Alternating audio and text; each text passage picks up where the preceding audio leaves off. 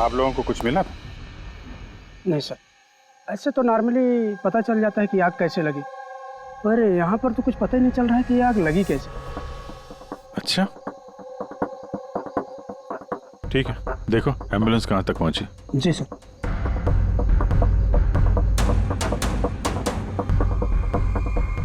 बहुत बुरी तरह से झुलस गया। कमाल है, कुछ पता ही नहीं चल रहा है कि आग कैसे लगी है।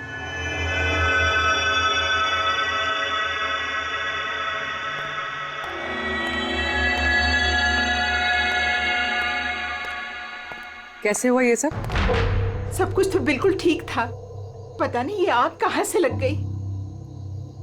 इतने सारे लोगों की बद्दुआएं तो लगेंगी ना। क्या कहा तुमने? पता चला था सर कि दिलीप साहब किसी कोर्ट के केस में फंसे हुए थे। काफी बड़ा चक्कर था, लेकिन अभी कुछ दिन पहले छूट भी गए थे। काफी लोग नाराज भी थे इस बात से। कहीं इसी चक्कर में किसी ने दिलीप को मार तो नहीं दिया?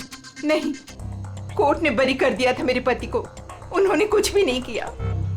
क्या केस क्या था? 9 साल पहले जीजू के थिएटर में आग लग गई थी, जिसके कारण कुछ लोगों की मौत हो गई थी और सारा इल्जाम जीजू पर आ गया था। ऐसे कैसे हवा में आग लग सकती है? जरूर किसी की प्लानिंग है। किसी पे शक है आप लोगों को? कौन कर सकता है? कोई भी कर सकता है, अनीता भी कर सकती है। कौन कौन अनीता? टोनी की वाइफ, और वो आज यहाँ आई भी थी।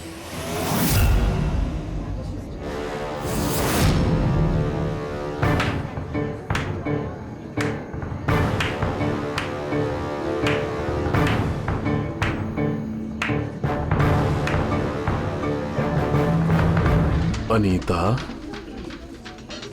दूसरों का घर बर्बाद करके अपने परिवार के साथ खुशियां मनाई जा रही हैं। वेरी गुड, वेरी गुड, वाह। लेकिन एक बात याद रखना, उन लोगों की तरह तुम भी तड़प तड़प के मरोगे।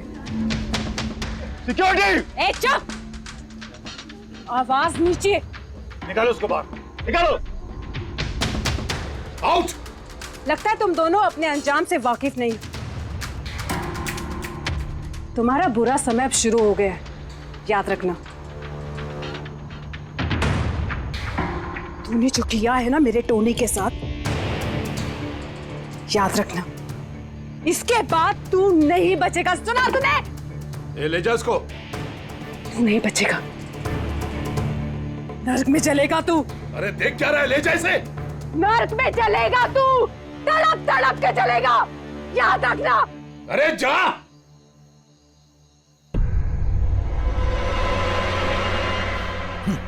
Let's enjoy Rohan. अरे भूल जाओ।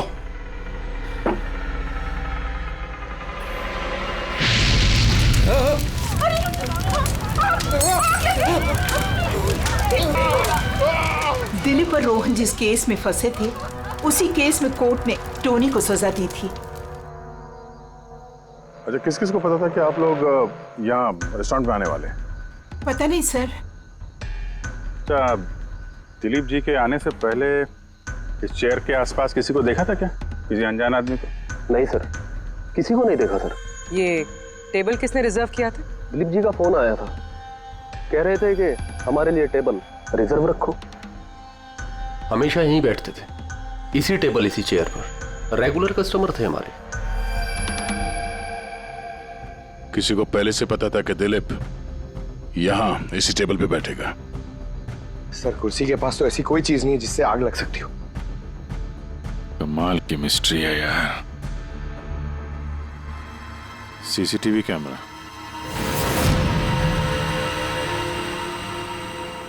इसकी फुटेज से पता चलेगा क्या हुआ था यहाँ पे। ओह माय गॉड, ये सब कैसे हो गया? कौन कर सकता है ये सब? उसी ने जिसने दिलीप का खून किया, सबूत मिटाने के लिए। तो ऐसे कैसे कोई मॉनिटर रूम में घुसा है? सिक्योरिटी कहाँ है तुम्हारी? सर, इस रूम में सिक्योरिटी की जरूरत ही नहीं है, इससे पहले कभी ऐसा हुआ ही नहीं है। सर, सर मुझे नहीं लगता उसके पास टाइम होगा सीसीटीवी फुटेज डिलीट करने का। सर, उसने बस तोड़फोड़ कर दी है। अगर हम किसी एक्सपर्ट को बुलाते हैं सर, तो वो शायद हार्ड डिस्क से रिकवर कर पाए सर।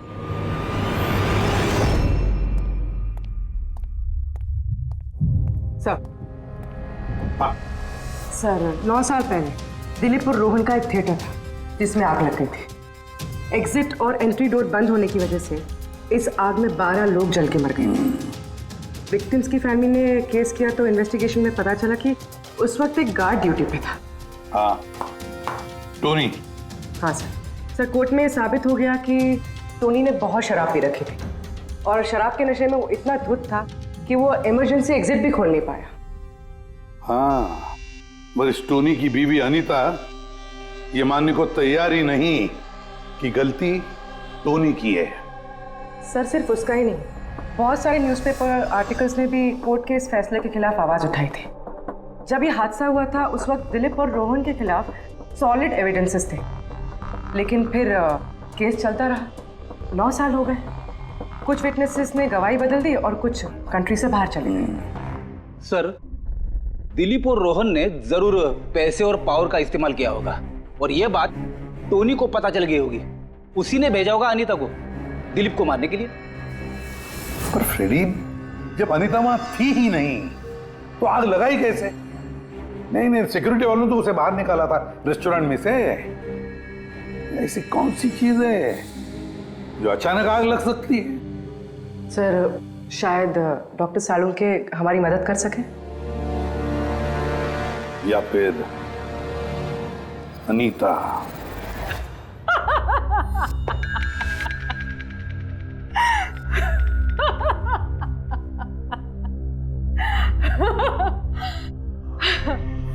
किस बात पे इतना हैरान है? मेरी हंसी पे या दिलीप की मौत पे? दिलीप की मौत पे तुम इतना खुश क्यों हो रही हो? अब मैं खुश नहीं होंगी तो और कौन होगा? कल रात रेस्टोरेंट से निकलने के बाद तुम कहाँ गई थी? जेल, अपने पति से मिलने। वार्डन के पास सारे रिकॉर्ड हैं, आप चाहें तो चेक कर सकते हैं। वो तो हम करेंगे, और ये भी कि आखिर तुमने वो आग लगाई कैसे? कोई काला जादू किया तुमने? दिलीप को अचानक आग कैसे लग गई? काला जादू आता तो जरूर करती,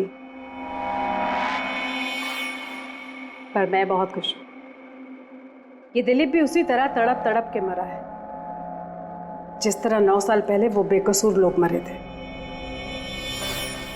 जिसकी सजा मेरा पति टोनी भुगत रहा है। तुम ये कैसे कह सकती हो कि टोनी की गलती नहीं थी? तुम तो वहां थी नहीं। मैं वहां नहीं थी, लेकिन टोनी यहाँ था। उस दिन उसकी तबीयत खराब थी। उसने अपने मालिकों से, रोहन और दिलीप से कहा वो जल्दी घर आ गया आग लगने से पहले। गलती उन दोनों की थी। अरे पुराना दरवाजा ठीक ही नहीं करवाया, जिसके कारण वहां आग में वो लोग झुलस के रह गए। मेरे पति की गलती नहीं थी, उन दोनों की थी। तो बहुत गुस्सा आया होगा ना तुम्हें? दोनों को मारने का भी मन किया होगा? 12 लोग मरे हैं वहां। मुझसे कहीं ज्यादा गुस्सा उन लोगों के परिवार वालों को आया होगा, पर वो बहुत खुश होंगे अब दिलीप की मौत की खबर सुन के। बहुत खुश होंगे। वो लोग और भी खुश हो जाएंगे जब रोहन चल के मरेगा।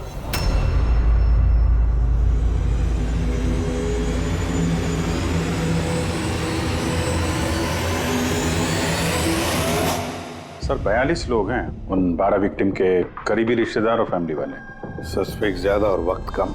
सर सबसे पहले इन 42 लोगों में से उन लोगों के नाम हटा देते हैं जो कल दिलीप की मौत के वक्त शहर में नहीं थे। सर 9 साल हो गए इस बात को। शायद कितने लोग देश भी छोड़कर चले गए होंगे, और कुछ लोगों की मौत भी हो गई होगी। फिर भी पता तो लगाना ही पड़ेगा। देखो कितने लोग शहर में थे जब दिलीप की मौत हुई।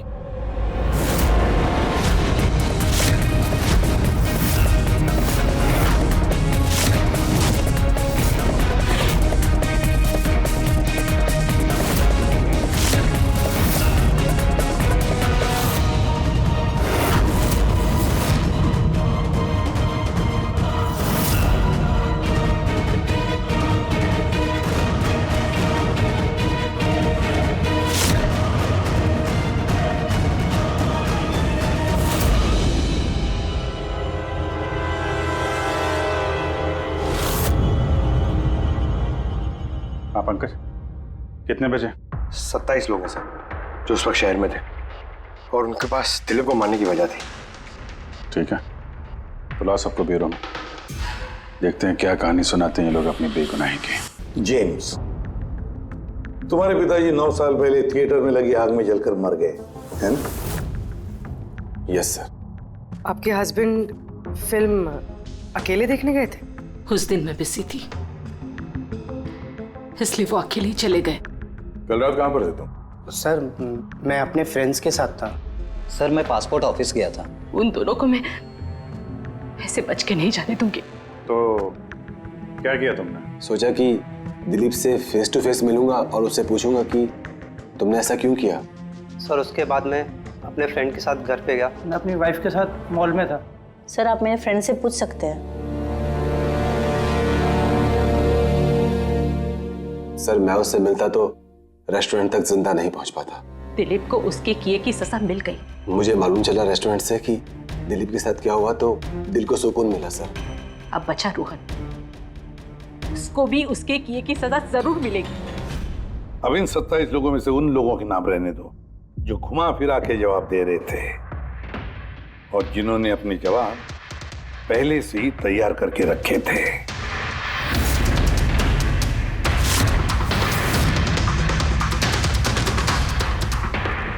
सर अब 15 बजे। अब इन 15 लोगों को उस दिन के बारे में पूछते हैं जब 9 साल पहले थिएटर में आग लगी थी। देखते हैं किसे सबसे ज्यादा गुस्सा आता है, कौन मुंह फेर लेता है। सर मेरा भाई 10वीं पास हो गया था।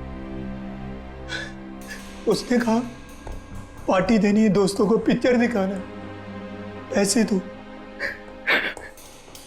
सर मैंने वो पैसे उसे दे दिए।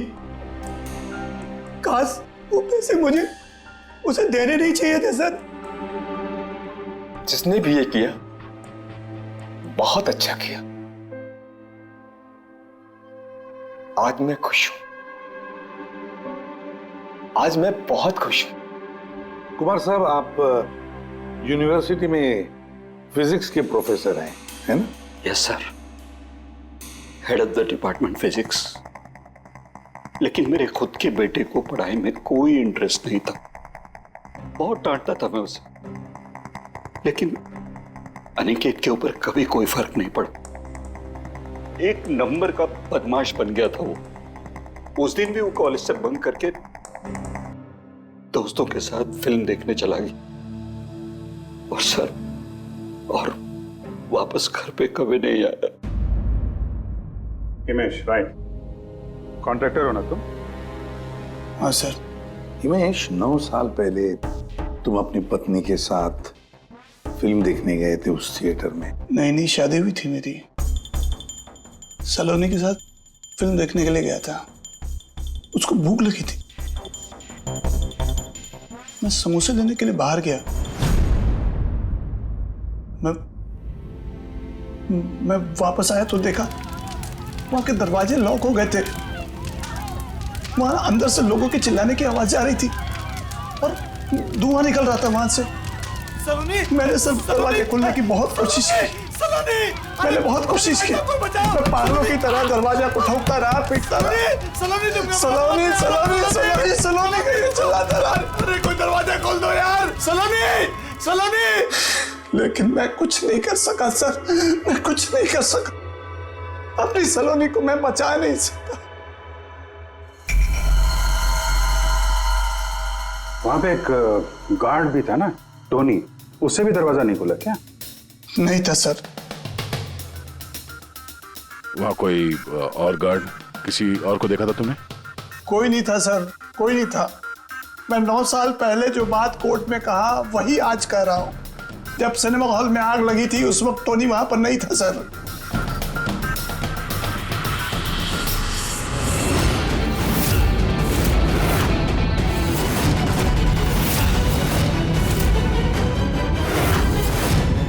सर ये है हमारे फाइनल 15 सस्पेक्ट जो दिलीप को मार सकते हैं। सो कॉप्स कह रहे थे कि फायरमैन को भी पता नहीं चला कि आग का एग्जैक्टली सोर्स क्या था। उन लोगों को तो जनरली ढूंढ कर पता चल जाता है। कि वहां पर ऐसी कौन सी चीज थी जो तुरंत आग पकड़ती है, लेकिन उन्हें पता नहीं चला। उन्हें पता नहीं चला। उन्हें इसलिए पता नहीं चला क्योंकि उस चीज की ना तो कोई खुशबू थी ना कोई रंग था।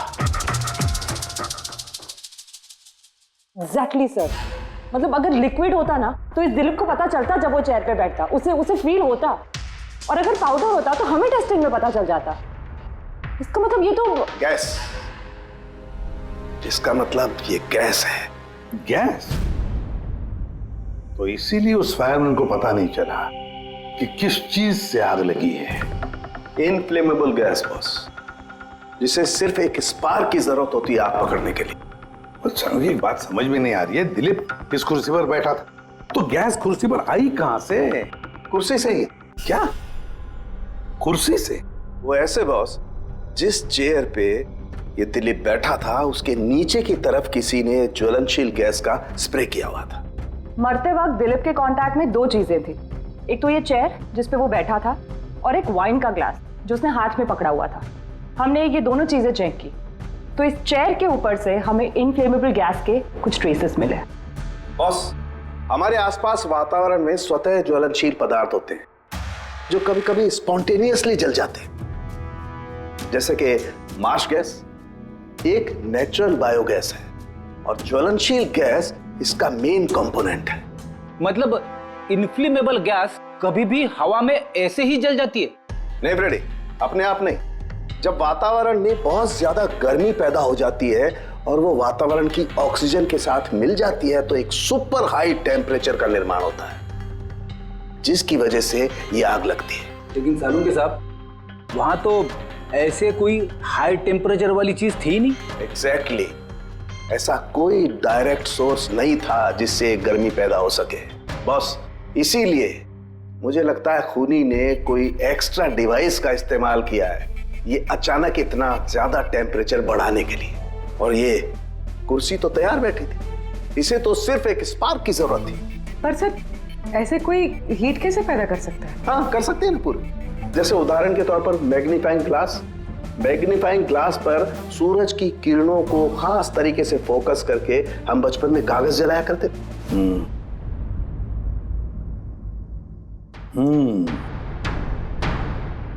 लगता है इस रेस्टोरेंट में फिर से जाना पड़ेगा। पता लगाना पड़ेगा किस चीज से आग लगी है।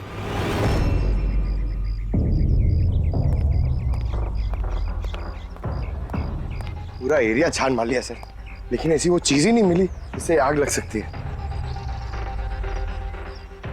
और ये ओपन रेस्टोरेंट है। जब खूनी ने दिलीप के चेयर के नीचे वो इनफ्लेमेबल गैस स्प्रे किया तो किसी ने तो देखा होगा। वही तो, चेयर में अपने आप आग लग गई और दिलीप चल के मर गया। किसी ने कुछ देखा नहीं और ना ही कोई सबूत हमारे सामने आ रहा है। सर, उस डेटा एक्सपर्ट ने सीसीटीवी फुटेज रिकवर कर ली है, आप देख सकते हैं सर। गुड, या तुम लोग यार देख लो, तब तक मैं देखता हूँ यहाँ पे कुछ मिलता है क्या। सर, दिलीप और उसकी फैमिली के आने के 15 मिनट के पहले की फुटेज है ये।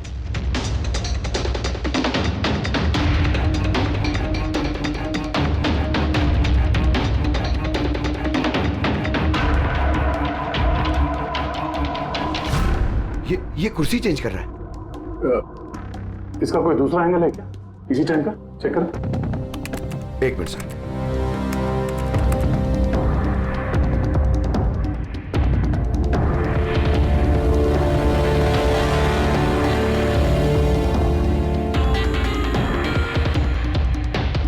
ये कुर्सी के साथ क्या कर रहा है? गैस स्प्रे कर रहा है क्या? हाँ, उसने अपने चेयर पे गैस स्प्रे किया और उसने अपनी कुर्सी को उस कुर्सी से बदल दी जिस पे दिलीप बैठने वाला था।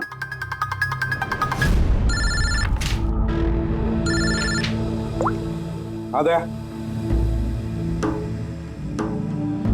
अच्छा, ग्रेट, गुड वर्क है, गुड वर्क। क्या हो सर? जिसने भी दिलीप की कुर्सी के साथ छेड़खानी की ना, उसका पता चल गया है। वो एक आदमी है, उसका मिलता जुलता हुलिया भी मिला है। अब देखते हैं, जय भेजने वाला है फोटोग्राफ।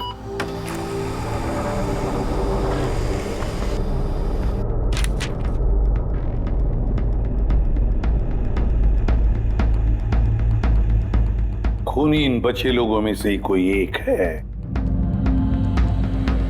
इन्हीं में से एक। और अब इसका अगला शिकार रोहन है।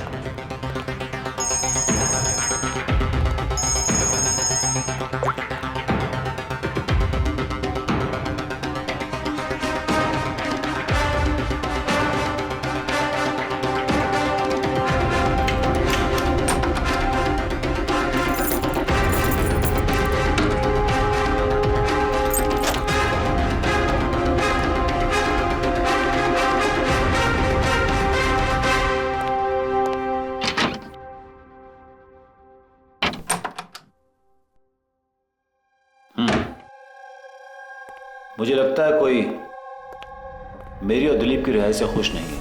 मेरी जान को खतरा है यहाँ पर। I will talk to you later, bye. Sir everything is okay. All right, तुम यहीं पर रहना और किसी को भी अंदर मत आने देना। Be alert, okay? Okay sir.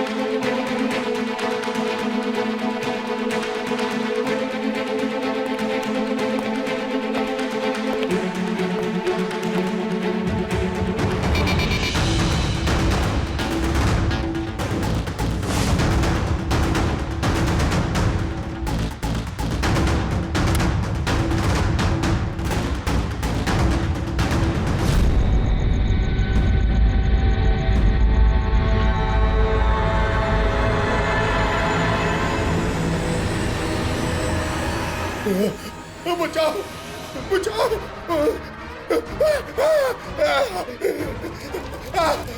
बचाओ, पानी पानी, बचाओ बचाओ, कोई है? बचाओ,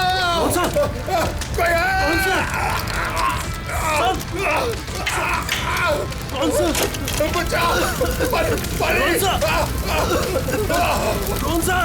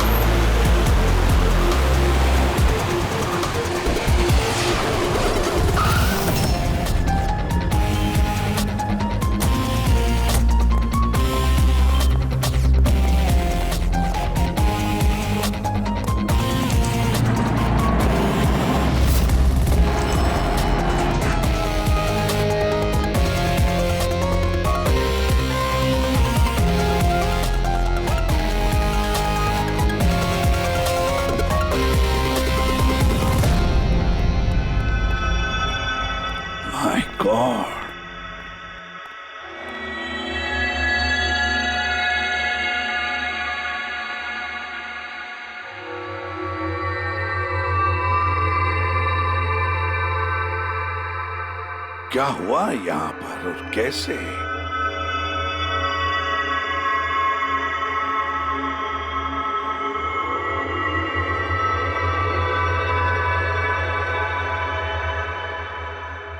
यहाँ पर भी और किसी किस्म की कोई स्मेल नहीं, सिवाय इस जली हुई लाश की बदबू के।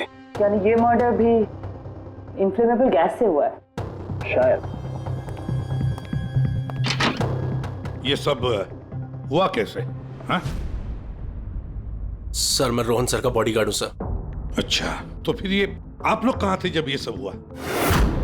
सर रोहन सर ने मुझे बाहर निगरानी के लिए कहा था, तो थोड़ी देर के बाद सर उनके चिल्लाने की आवाज आई तो मैं उनके कमरे की तरफ भागा, लेकिन सर दरवाजे के चारों तरफ से धुआं देखा तो मैं दूसरी चाबी से दरवाजा खोल के अंदर गया तो देखा कि सर रोहन सर जले पड़े थे। आप लोगों को भी कुछ पता नहीं है। कमाल है, कमरे के अंदर कोई लीड नहीं मिला, शॉर्ट सर्किट नहीं हुआ है, ये पर्दा अंदर से बंद है, ये विंडोज परमानेंटली क्लोज्ड है, कोई बाहर से अंदर भी नहीं आ सकता। अब बाहर से अंदर कोई व्यू भी नहीं है, कोई देख नहीं सकता, तो फिर आदमी मरा कैसे? इससे लगी है आग बॉस।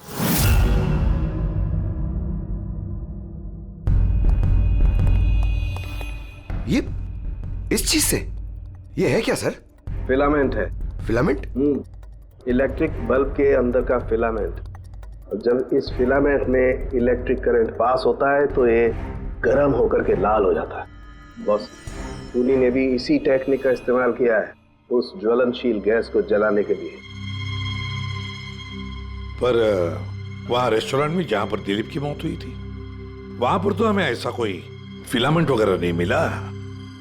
बॉस, इतनी छोटी सी चीज है, वो खुली जगह है, उड़ गई होगी शायद कहीं, लेकिन यहाँ तो पूरा कमरा बंद है, इसीलिए पलंग के नीचे मिल गया मुझे। लेकिन सर, फिलामेंट से करंट पास होने के लिए वायर्स का कोई ना कोई कनेक्शन तो होना चाहिए ना बेड तक। होगा, यही कहीं होगा जरूर। तब पूरा बेड चेक कर लिया हमने, कमरा चेक कर लिया, ऐसा तो यहाँ पे कुछ भी नहीं मिला सर। दया, वो दरवाजा कैसा? मैनेजर। Yes sir. वो दरवाजा कहाँ खुलता है? सर दूसरा रूम है जो इस रूम से कनेक्टेड है सर। अब वैसे ये रूम सील्ड रहता है, इसे कोई खोलता नहीं सर। खोलो दरवाजा। Yes sir. आइए सर।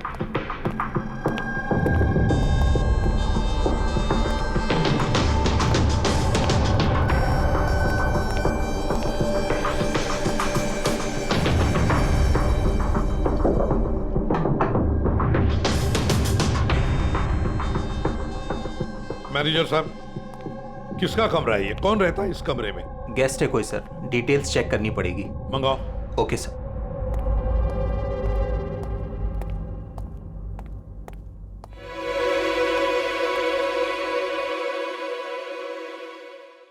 सर, वहां उस कमरे में जो कुछ भी हुआ है सर, वो इसी कमरे से किया गया। लेकिन अगर करंट इस रूम से पास किया गया है तो यहाँ से उस बेड तक कोई ना कोई वायर तो होनी चाहिए ना। और अगर वायर अगर होती तो बॉस रोहन को दिखाई भी देनी चाहिए। हाँ, शायद उसके बॉडीगार्ड ने भी देखा हो। बुलाओ उसके बॉडीगार्ड को। आप आया।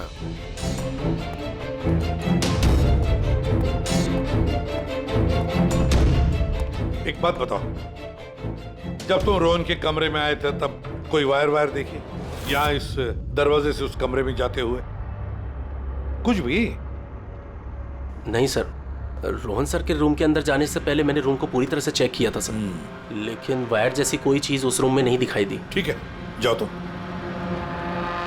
जो कुछ भी हो दया, खूनी ने इसी दरवाजे का इस्तेमाल किया।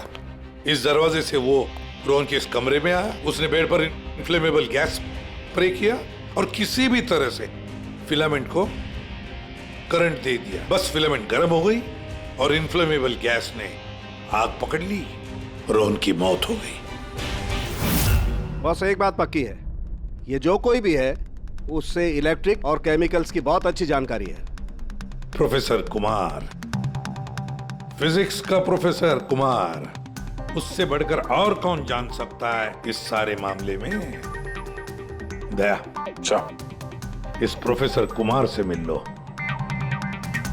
अच्छा दया, मैं भी चलता हूं तुम्हारे साथ।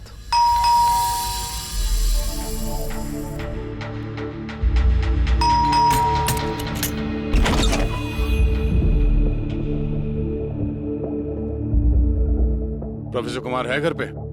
हाँ है, लेकिन आप लोग? सीआईडी। सीआईडी? सब ठीक तो है ना साहब? हाँ, उनसे कुछ पूछताछ करनी है। कहाँ है वो? बाहर बच्चों को पढ़ा रहे हैं, मैं बुला के लाता हूँ। कोई बात नहीं, हम देखते हैं।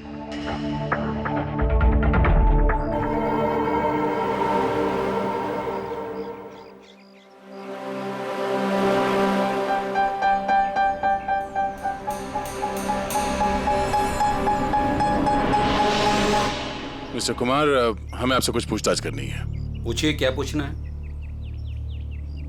इसे पहचानते हैं आप? ये तो फिलामेंट है। गुड, सही पहचाना आपने। आपको पता ही है फिलामेंट हमें कहाँ से मिला? ये तो आप ही को पता होगा कहाँ से मिला आपको। रोहन के बेड के नीचे से। कल रात उसी बेड पे रोहन जल के मर गया। व्हाट? रोहन की भी डेथ हो गई? कल रात आप कहाँ पर थे? रात 9 से लेकर सुबह 3 बजे तक। आप मुझ पर शक कर रहे हैं? ये हमारे सवाल का जवाब नहीं हुआ मिस्टर कुमार। कल मैं पूरा दिन और पूरी रात घर पे ही था। कोई गवाह? जी हाँ, मेरा नौकर रामू और विकास। Please come here.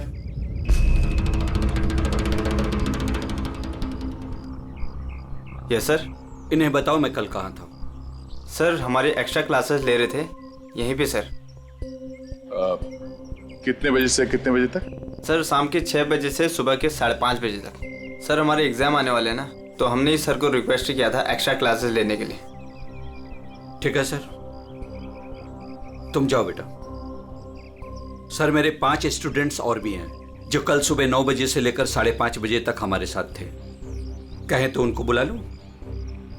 ठीक है। अब मैं जा सकता हूं सर, बच्चों को पढ़ाना है। Please please. Thank you.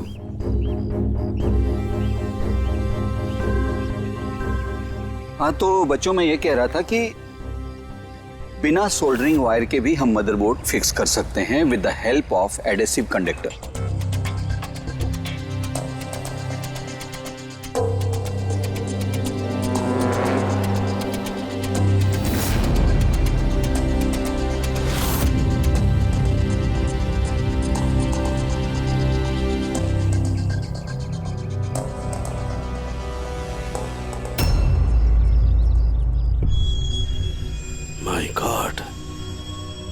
My God यार, ये क्या बात? क्या?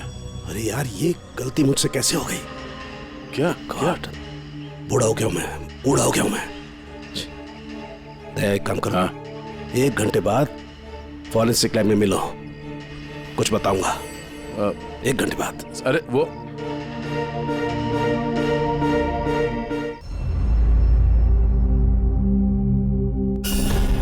लो बस, एक काम करो, इस स्विच से इन बल्ब्स को जलाओ। इस स्विच से? इस स्विच से? हाँ हाँ, इस स्विच से। यार ना कोई कनेक्शन है, कुछ है, कैसे जलेंगे ये? तुम सवाल मत किया करो, कभी कभी मेरी बात भी मान लिया करो यार। कभी कभी। ये ले। क्या सर, ये तो कुछ हुआ भी नहीं। होगा होगा। अरे क्या होगा? होगा ही नहीं। अरे होगा यार, बिलीव नहीं होगा। 1 मिनट है। क्या इसकी तबीयत ठीक है ना? हाँ? तो पता नहीं क्या हुआ है, वो जब से वो प्रोफेसर कुमार से मिलके आया ना, बस बल्ब के साथ ही खेले जा रहे हैं। बात बताओ, वो फिंगरप्रिंट्स का क्या रिपोर्ट आया? वही जो फिंगरप्रिंट्स तूने होटल वाले से लिए थे और रूम में उठाए थे। तो फिंगरप्रिंट तो बहुत सारे मिले, लेकिन सारे स्टाफ मेंबर्स के ही हैं, उसके अलावा और किसी के नहीं मिले। ये कैसे हो सकता है? तो भाई साहब जरा इधर भी ध्यान दीजिए। हाँ हाँ, ध्यान है। हाँ।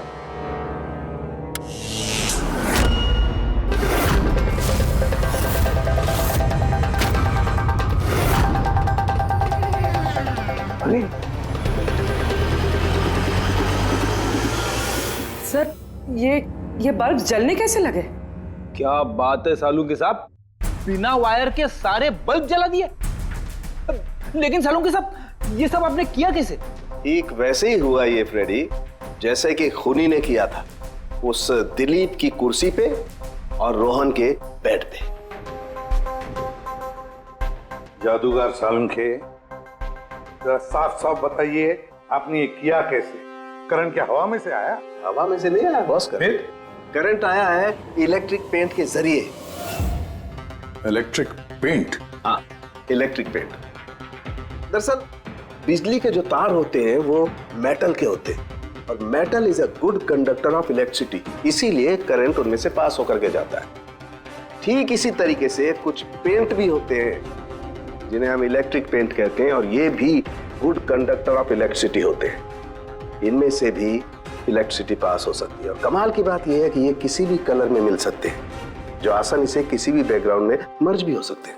ओह, इसीलिए हमें होटल रूम में और रेस्टोरेंट में कुछ दिखा नहीं सर। Exactly that. खूनी ने दरअसल होटल के कमरे का और रेस्टोरेंट के फ्लोर का दोनों का कलर इस कलर के साथ मैच किया, इसीलिए हमें दिखाई नहीं दिया। तो ये इलेक्ट्रिक करंट, आई मीन ये जो इलेक्ट्रिक पेंट है, ये आसानी से मिल जाता है? हाँ, मिल जाते हैं।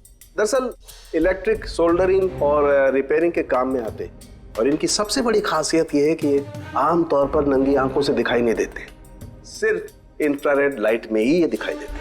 मैं दिखाता हूँ।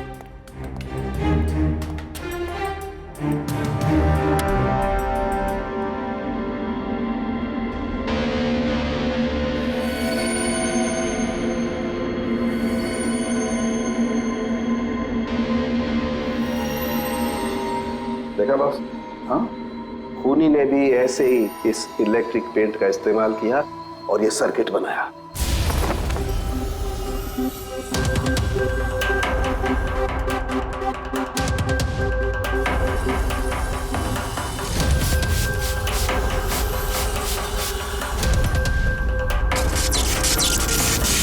एक बात तो पक्की है, ये जो भी कोई है उसे इन सारी चीजों की पक्की जानकारी है।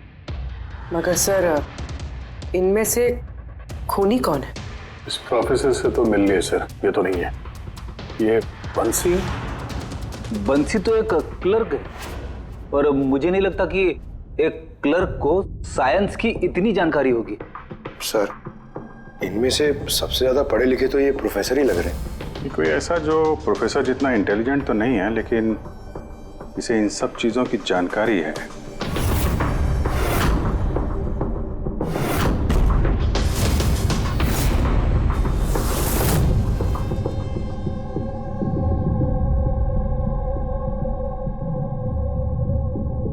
वो ये है अभिजीत, ये है वो। याद है क्या कहा था इसने, ये क्या काम करता?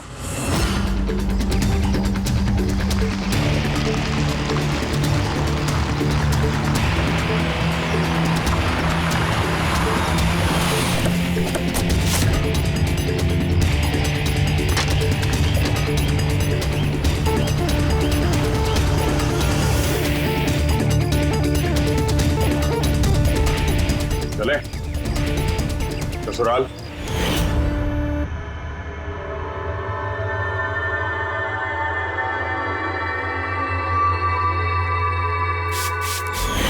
दिलीप और रोहन पर केस हुआ था, लेकिन मुझे मालूम था अपने पैसे और पावर के दम पर वो छूट जाएंगे।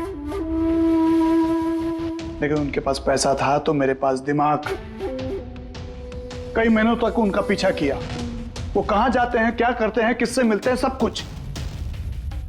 आखिर मैंने दोनों को मारने की तरकीब ढूंढ ही निकाली, इलेक्ट्रिक पेंट्स और सर्किट्स के जरिए। ये दोनों के बारे में मुझे अच्छी खासी जानकारी थी। बस दे दी दोनों को सजा, दोनों को मार दिया जिंदा जलाकर, जैसे उन्होंने मेरी सलोनी को मारा था। हिमेश,